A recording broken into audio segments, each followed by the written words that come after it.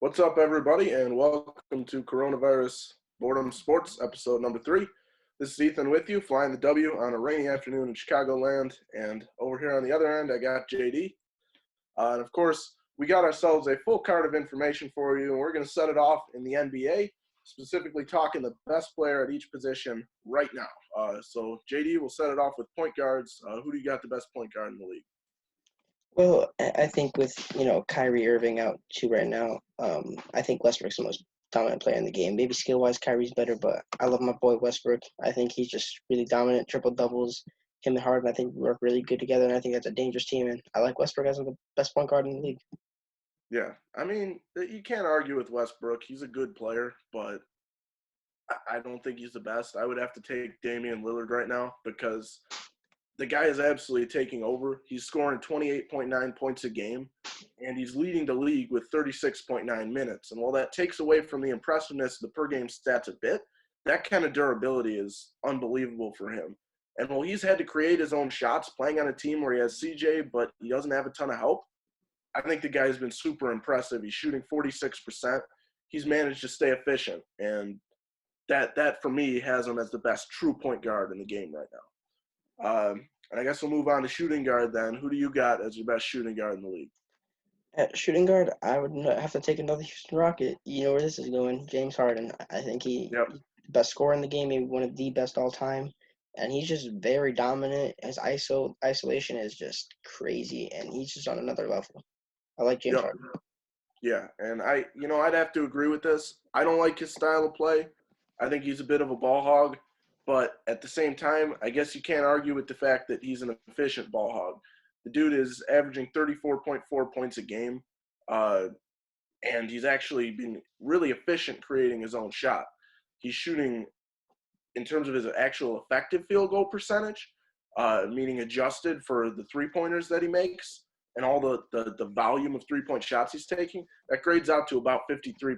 So all told, he may be a ball hog, but scoring 34.4 points a game and with an effective field goal percentage over 50, whether you love him or hate him, I'm going to have to take him as the best shooting guard in the league.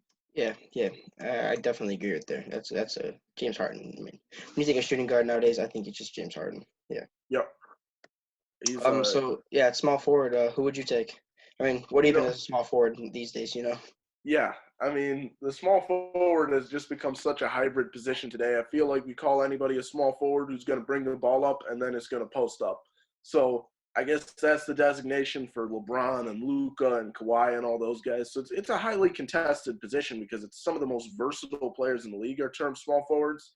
But I guess based on the league's designation, I think the king is still the king right now, even in his mid-30s. I think that he's still the best in the league. I think he's super well-rounded in terms of his scoring, assisting, leading the league in that, his rebounding, and he plays a little bit of defense. And, to me, it's a two-horse race between him and Kawhi Leonard. But where the king, even, in his relatively old age, I think where the king pulls ahead is because he's out there doing it every single night. And Kawhi is a dude who's getting his load management. He's complaining about a bad knee or whatever that they're going to claim they're arresting him for. The LeBron just goes out there and he plays every single night. He's a guy who I feel like has that drive where if there's someone in this stadium who hasn't seen me play before, similar to Joe DiMaggio, I'm going to go out and show him what I'm all about. He's going to play hard every single day. And he's playing a lot of minutes, too. He's playing like 35 minutes a game almost. I find that really impressive. I think that's what gives him the edge as the best in the league. Yeah, I'd have to disagree with you, though. I think Kawhi Leonard, the reigning champ, the reigning MVP in the finals. I mean, he's just an elite defender. He can score. He can put the team on his shoulders. I think Kawhi Leonard's the best small forward in the game. Yeah, there's something to be said for his team's success, but at the same time, we're seeing LeBron be able to lead a team, and he's got help. I guess now Kawhi has help with Paul George, but I do think I still have to go with LeBron. But it's a close race. And anyway, I guess moving on to the power forward position, really contested position because so many skilled big guys are termed power forwards. Who would you have to go with as the best in the league? Well, I think just like shooting guard, this isn't even a question. When you think of power forward, you think of Giannis Antetokounmpo, the reigning MVP. He's just so dominant. I mean, if he can get a shot down even better than it is now, because he has work to improve there, he's insane. And also going back to small forward, I also think Kawhi Leonard is the closest thing to Michael Jordan almost nowadays. So I mean, with Kawhi and Giannis, guys like that, there's just so much potential. And Giannis is young. I mean, I think he's just so dominant at power forward. Yep, that's the thing. You've got Harden, a guy who's dominating, but he's getting up there. It took him a while to really come along the way Yeah. he's been. Giannis, he came into the league so young. He's in, his 7th or 8th season, and he's still, 25, 26 years old? That guy's got so much potential. He's got a bright future ahead of him. He's only playing, 31 minutes a night, and he's averaging almost 30 points. Dominant rebounding force, 14 a game. I mean, I just have to agree. I think you can't go against him as the best power forward and perhaps even the best player in the game right now. Yeah, probably the best player in the game. I would agree there. And, of course, the center position, you got a lot of the more skilled big guys perhaps termed as power forwards these days. But in terms of the true center position, who's your best over there? True center position, I definitely give it to Joel Embiid. I mean, that dude is just from another planet. He's just powerful, man. He's the definition of a center.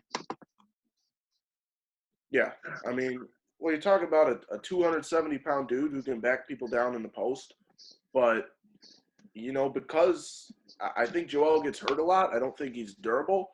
There's times when he's even seems mentally weak. I would say that the best overall center, I would say, is Karl Anthony Towns right now. I think he's shooting a better field goal percentage. He actually can shoot a catch and shoot three, super effective. And instead of Embiid, who just thinks he can shoot, he's scoring more points. He's comparable in rebounds, and he's going to give it everything every night. He's going to go out there and be super durable, play 36, 37 minutes if you need it. And aside of a couple of freak injuries this year, he's out there all the time, unlike Embiid, who gets injured a lot. All right, but Joel Embiid also gives it his all every time, and he's just too dominant. Can't take anything away from Joel Embiid because that dude is just – I would not want to see him one-on-one versus Cat or anyone because he's just crazy. Well, one-on-one I do think would play to Embiid's strengths because I think he's stronger by a little bit. I think he could beat Cat in the post. He wouldn't be injured for the one-on-one game. That would help him. But also, Cat is a catch-and-shoot three-point shooter, so he can't create his own shot. He's not James Harden. He's not going to be double step back traveling into a three-pointer. And so without the ability to create his own shot, I think in a 1v1, Embiid would be better. But I think in a team context, Cat is the better player. And real fast, I'm going to mention this too. I think Zion is just going to tear up the league. Give him a few years, and he's going to be the best center, power forward, whatever the heck he wants to be. He's a talented dude. You can't argue with it, but it's a little early for a dude who's played 14 games. It might be a little early to say that, but I do think he's got a great future ahead of him for sure. Yeah, and let's move on to the NFL real fast. I mean, they got the 17 games of CBA. It's gonna start in 2021. They even got 7 playoff teams now. What do you think of all the rule changes, especially the 17 game schedule and how it affects guys? And also, there's now one less preseason game when they get a bye week, an extra bye week instead. So, what's your thought?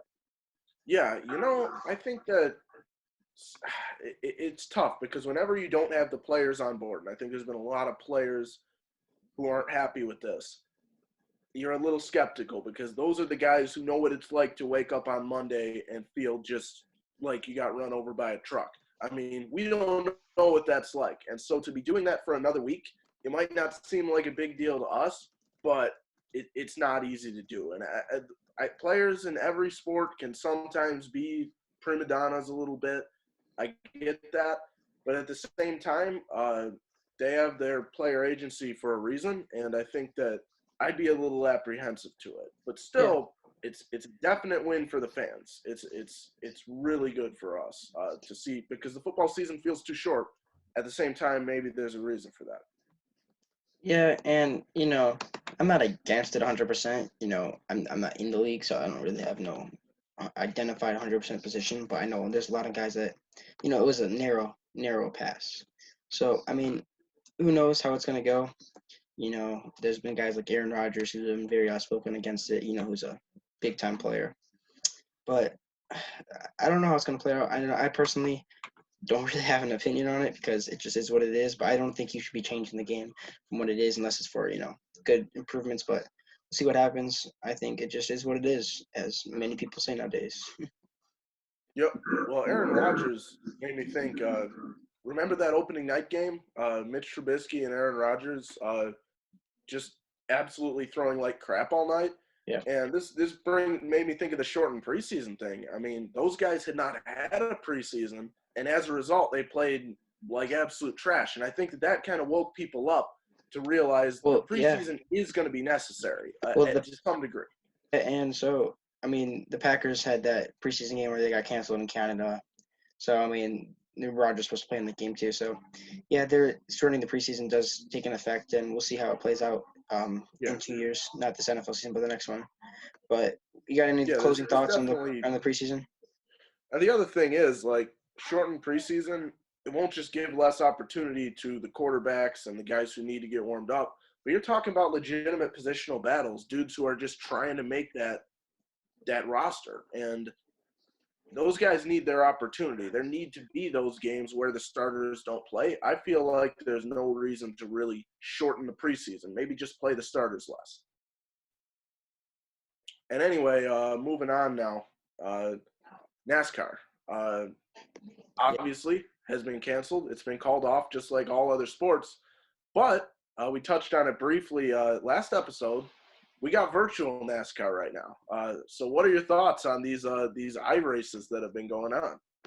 I mean, I love it. I love the partnership iRacing and NASCAR did together. And I mean, the first race, Danny Hamlin won, and I think it's really cool. I think it's spectacular to, give the fans something that they can enjoy. Yep. Yeah, absolutely. It just gives us something to rally behind, right? Because without any real live sports on TV, just even to have a simulated sport, I think that's really nice. And it's just such a great simulator. It's such a great step forward for iRacing, and I think it's a great partnership. It's really worked well together. Yeah, I definitely agree. I think it was a brilliant move by both parties involved. It brings up another question too, real quick. I mean, you think about NASCAR simulation, racing simulation has come so far. Will racing simulation ever come far enough that it could literally replace being in a car and racing? And I personally hope that never happens.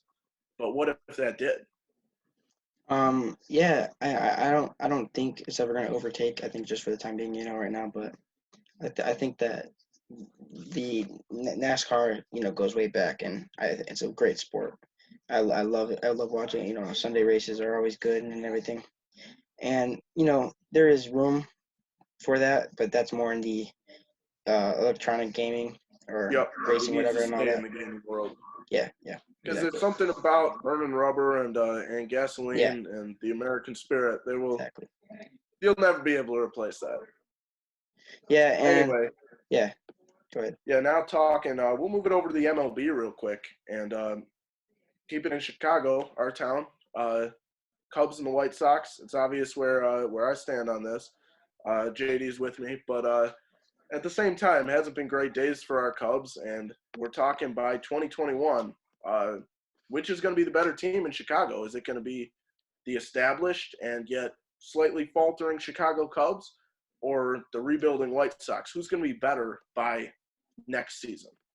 And even though I do hate the White Sox, I'm a huge Cubs fan, as you are also. You can't discount them, obviously. They've still got a decent team. They got Luis Robert, who might be a decent outfielder this year. They still got Encarnacion. Still got some guys, Giolito. They got decent players. I mean, I think they'll be decent this year, better than other years, but I don't see them passing the Cubs anytime soon. That's like if the Bears were better than the Packers. That's just not happening. Yeah. I think the problem with the Chicago Cubs right now, and the reason why I might give a slight edge to the White Sox, as much as it pains me to say it, is because the Cubs pitching, they've been relying for years on cycling out a bunch of old free agent dudes to pitch for them. I feel like I haven't seen a dude under 30 pitch for the Cubs in forever, and that's obviously not true. There's guys like Kyle Hendricks, who's been pitching for a while. He's been outstanding for us. But I feel like it's just been that mentality where they haven't been developing homegrown talent since that great rebuild that led to a world championship. and trading away guys like Eloy Jimenez to the White Sox, Dylan Cease, I think that's kind of coming back to bite us. The Cubs right now are going to have to rely on deep pockets for talent because they have no farm system. And so I might, because of the pitching and the developed pitching, give a slight edge to the White Sox, as much as I hate to say it. Yeah, I still give it to the Cubs, though. I mean, even though I might be a little biased, I still think the Cubs are the lot better team in hitting. I think that our pitching is fine. Our bullpen does need some work. Our pitching overall needs some work, but I think David Rossi and a new manager, we'll see what happens. But I still think the manager should have stayed. But that's another story for another day. Yep. Yeah. So going back to basketball real fast, what are your thoughts on the top 3 basketball players under the age of 22, 23, right around there? Yep. Yeah, that's a tough question because there's so many good young guys in the NBA. But I'm going to start it off with number 3, and I have a feeling this is going to take a little bit of wrath from you, JD. But I can't give a dude who's played under 20 games a spot in the top 2 right now. So my number 3 is going to be Zion Williamson. I think he has potential to be on top of this list for sure. I think he's a stud. But frankly, there's a lot of rookies who start out hot. We just haven't seen enough of him yet to prove that he should be on top of this list. And that's I love Zion. I'm putting him above Ja Morant, who's been playing for a full season. So there's something there. He's outstanding. But at the same time, I think it speaks to the talent of the 2 guys who I ranked ahead of him that he's in 3rd. It's no disrespect to Zion. So moving down the line, number 2, the guy who's shockingly only 21 years old, also out of Duke, I'm going to have to go with my boy Jason Tatum. Yep. I think he's just taken such a step forward from being a good shooter and a good all-around player to the guy on that Celtics team. Kemba Walker is not the guy anymore. He's the guy on a really good team right now. He's found ways to create his own shot. ISO ball, he's just absolutely dominant at a level that we hadn't seen until the past couple of months. And I think he's a guy who the league shutting down impacted more than pretty much anybody else in this league. I think it's really unfortunate. But moving down to my number 1 slot, I think there's no other choice right now. I think the number 1 has to be Luka Doncic. The step he's taken forward, 21 years old, and to be already debatably a top 5 player in the league, that guy is so good. He's got size, he's got handles, he's got an unbelievable shot. I just think you can't put anybody else on top of that list. That guy is unbelievable.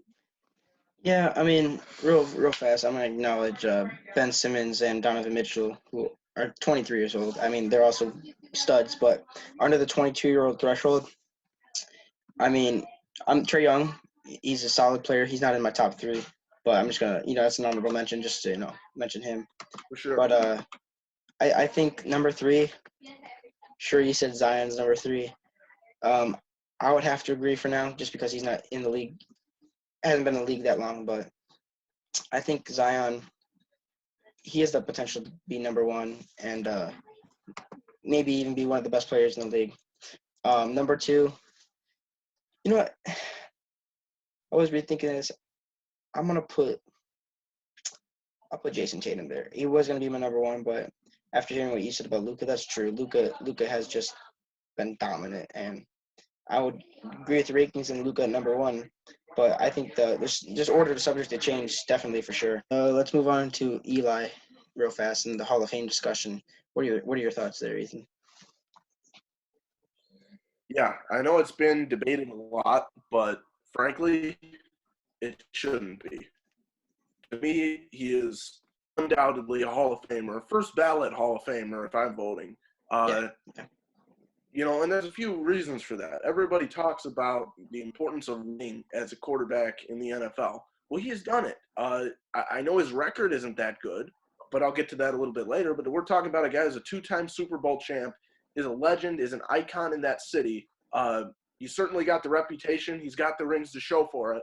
But at the same time, you talk about the bulk stats that guy has accumulated. You're talking about 7th all-time in both pass yards and passing touchdowns. A guy who's top 10 all-time in those categories is not going to be in your Hall of Fame. I think that's absolutely idiotic. So I don't even I don't even care about the rate stats. You can argue how good or bad he actually was, but he's a Hall of Famer in my book, if simply for those stats. And finally, the years he played at the end, people say that decreases the value of his career. Yes, he could have retired at age 31 like a lot of quarterbacks. But to me, his durability and the fact that he kept playing can only add to his value. You can't take away from his value because of his later years. So I did a little bit of math. From the time he was a rookie to the time he was through his age 31 season, taking out the end of the season when his teams crapped out on him, I think he only had one winning season at that point. His record was 78-57 through his age 31 season. He could have retired then, and he probably should have been a Hall of Famer then. So what he did to add on to his value, you can't take away from the value for his persistence and playing later into his career. Yeah, I think it's no question. Anyone who says he shouldn't be a first ballot Hall of Famer, I think is retarded, to be honest.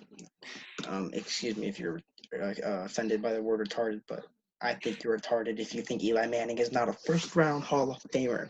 The dude who won 2 Super Bowls. He's beat Tom Brady twice. He won the most 2 epic Super Bowls ever. You're talking about Eli Manning, the brother of Peyton Manning, the son of R.J. Manning. His cousin or whatever, his relative is going to be the next great Manning in the NFL, I think. I think Peyton Manning is beautiful. He came from Tennessee, sure, they're arch rivals of Ole Miss in the SEC, but I do not care. Eli Manning is a first-round Hall of Famer. Anyone who says any otherwise, you are crazy. Yeah, I mean, I just don't see what the case against him is. It's all about his stats falling apart and stuff. Well, yeah, your rate stats are going to fall apart. Not everybody can have the fountain of youth like Tom Brady or Drew Brees, and you can't take away from his value because the guy kept playing. He had trash teams. He had trash receivers. That's not his fault. I think he's And the biggest part, their coaching staff did not know what to call Ben McAdoo. That dude, he should have been fired a long time ago, man. Come on. He had Saquon. He had Victor Cruz at one point. He had Odell Beckham, Saquon, and Eli Manning. That team had potential. Then he put freaking Daniel Jones in. I know we're disrespecting Daniel Jones, but Eli Manning was the man to go with. And also, I'm going to go out on a limb and say this. Eli Manning's a top 10 quarterback ever. I don't know that I'd put him that high. He's but borderline. He's borderline. Definitely a Hall of Fame quarterback. Yeah. You can't, I get you can argue his rate stats, which obviously went down later in his career, and you can't really. Which is not his fault, really. Value, but he's a legend, and at his peak, he's definitely very solid. Whether or not he's top 10, he's definitely a Hall of Famer in my book. Yeah, I definitely think he's a Hall of Famer, but top 10 would be borderline. Yeah, I'll say that. Maybe he's. I haven't done top 10 rankings in a while, but he'd be up there from 9 to 15, 8 to 15, somewhere around there. Yep. But speaking of quarterbacks, real fast, I want to ask you this: who are your top 3 all time? Oh, just whatever comes out of your head. This isn't official. Let's end our show with this. Top 3 of all time. Well, if I had to start it off, I would say my number 3, and this is, I'm only going to try to rank modern quarterbacks because the passing game I agree. has gone so far up lately. It's hard to compare a Tom Brady to a Johnny Unitas or a Broadway Joe Namath. You just can't do that. Yeah. So if I'm talking modern quarterbacks, we'll say 1990 and beyond, I would have to say my number 3, and I know this is going to offend a lot of people, but my number 3 would have to be Tom Brady. And as much as Tom Brady has been successful, his raw numbers are a step behind some of the guys. And you can't, to say that it's Tom Brady alone that won those 6 Super Bowls is to vastly misunderstand how the sport of football works. A team sport with 50-plus guys coming together to win a football game. So he's great. He's great enough to make the list. But I think there's 2 recent quarterbacks who are better than him.